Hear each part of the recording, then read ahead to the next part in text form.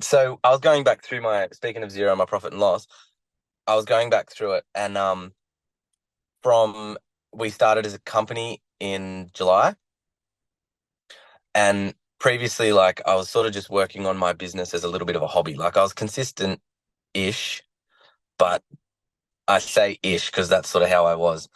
And so this last quarter just gone, or we're in it now, but finishing at the end of December, our turnover is equal to nearly our entire year's turnover last financial year in one quarter.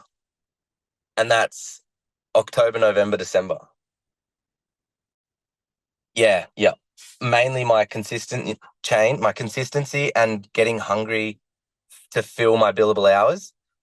But a big part of that came from figuring out quoting, which was a two-part thing, was Sparky Coach really helping me understand my numbers and figuring out how I need to do it.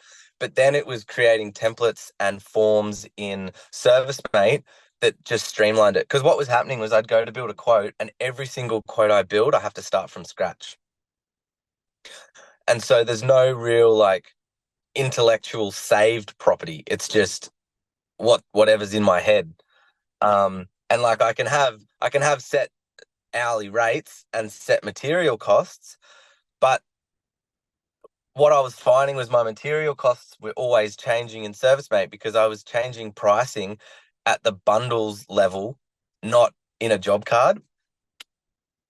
And so working with Ray and changing all of that around, but also creating templates, creating proposal templates, um, and creating bundles where I can just be like yesterday on a job, I added a sensor to their garage light, and I was like, oh shit, what am I going to charge for that? And I searched bundle sensor, and here's install 360 degree on existing switch cable, and I was like, I just changed the wording around to make it apply for that exact customer, and that was it. Everything else was like the materials in the bundle perfect, and I was like, oh my Lord, it works.